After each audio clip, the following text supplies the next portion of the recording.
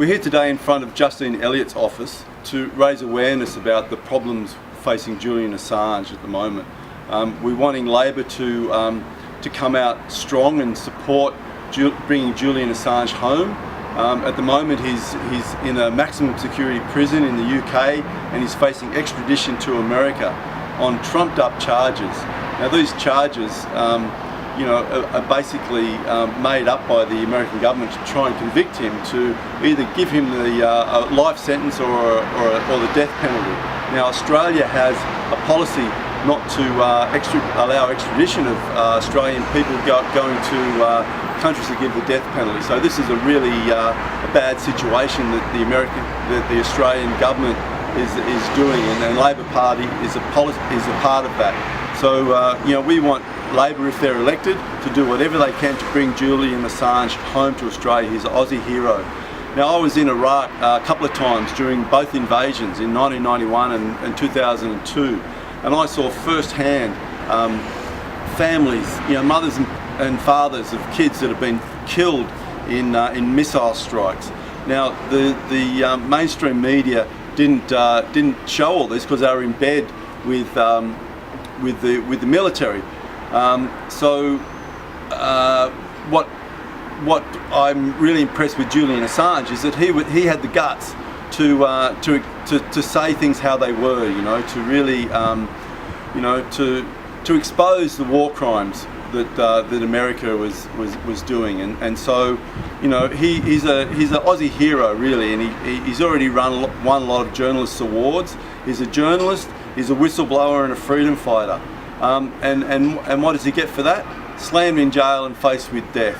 Now, the Australian government should be ashamed of being supportive of this process. I mean, right back to Julian Gillard, the Labor government has been completely not only silent, but supported the persecution of Julian Assange. And this is just tragic. It's a sad day for humanity. When we can all see the injustices that are being done to this freedom fighter, and he's a journalist. He's exposed war crimes, and really, he should have a medal. He's an Aussie hero, and we should bring him home straight away.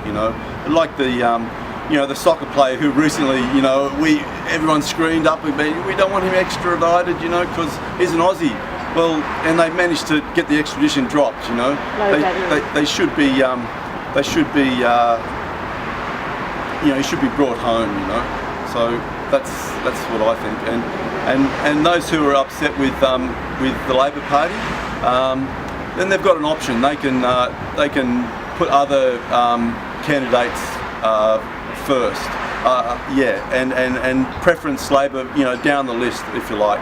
So one candidate that I'd like to introduce is running on a climate change policy, but also has very strong opinions on Julian Assange. And I'd like to, and this is one of the independents that people can vote for, and let Labor know in the next couple of days that you don't approve of what they're doing, and so and don't vote for them first.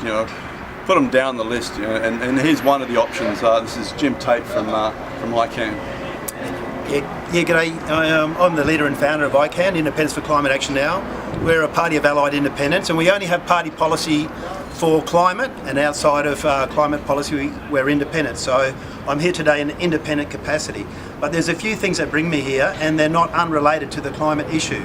For a start, I'm a son of North Queensland, from Townsville, Burdekin area, as is Julian Assange. So I've often thought that if I had pursued IT instead of biology, and instead of becoming an environmental scientist, had pursued journalism, given that I share the same politics as Julian Assange, I could have very easily ended up being him, because his pursuit of unearthing the truth to expose the lies is something that's very dear to the heart of any Australians concerned about justice. And the other connection is that the first time that I was really immersing myself in the study of environmental science was back about 2004, and at that time Australia was engaging in the Iraq War, and it just confronted me at the time that as we were understanding the the impact of climate change impacts, we were launching a war to secure, let's be honest, more oil reserves. Now, at the time we heard the lie that it was weapons of mass destruction promulgated by our Prime Minister, amongst others. That was shown to be an utter lie. We heard from the US that, oh, they were going to disrupt Al-Qaeda. That was subsequently shown to be an utter lie because the nationalist government of Iraq had no relationship to Al-Qaeda whatsoever. But what has proven to be true is the oil reserves. Since the Iraq War, there's been numerous Western companies, including US-based ones, that have developed and exploited the oil reserves of Iraq. Meanwhile, there's been something like 500,000 Iraqis that got killed during that war, many of which were non-combatant women and children.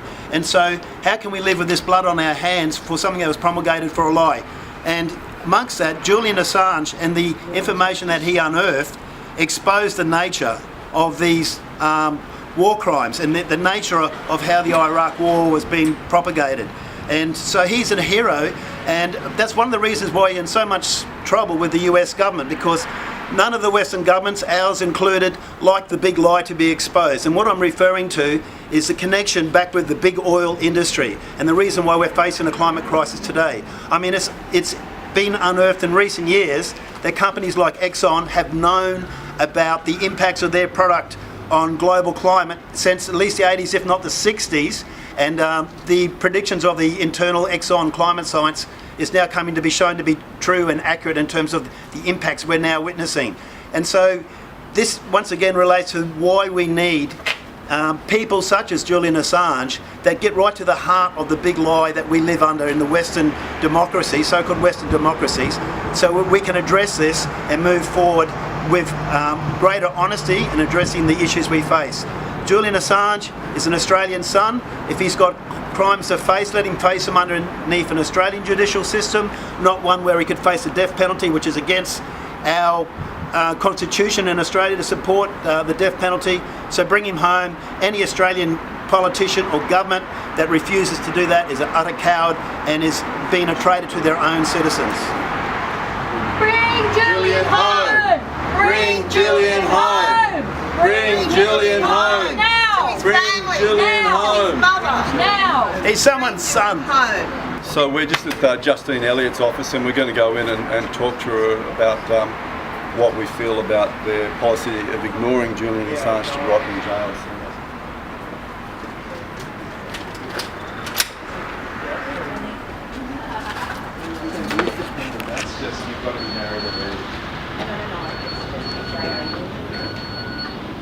But anyway, if you can just pass the message on that we're very disappointed about Labor's stance policy on Julian Assange.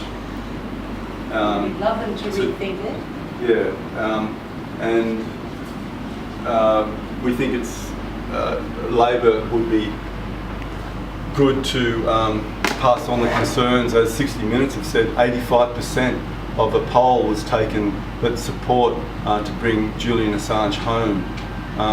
Whether they're all people who would not vote for Labor or not because of this issue, I don't know, but I'm sure that there are some people, and we're certainly encouraging people who would normally vote Labor to vote for other people first because of Labor's weak stand on Julian Assange and also on climate action, actually. You know, even though she's spoken that she doesn't want Adani, you know, she has to represent the constituents and bring it up in Parliament and make a change because, you know, we're very, you know, we're here concerned about both climate and freedom of press and persecution. So if you can pass that on. Yeah.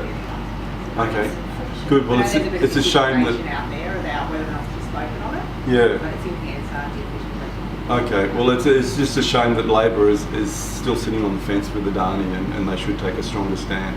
That's just expressing a point.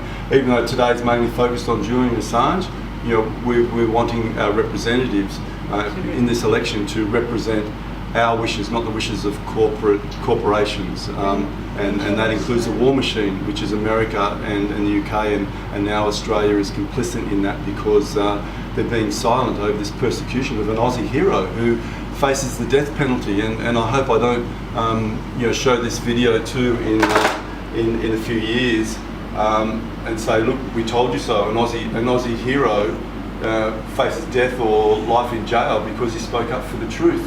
And it's just wrong, and it's a sad day for humanity. There's not a whisper from our government at all about it at all. There's no whisper. If you can, A whisper from 85% of people wanting it brought home. Yeah. But, I mean, that's just me speaking. We're all Julian Assange, so. 85% of people want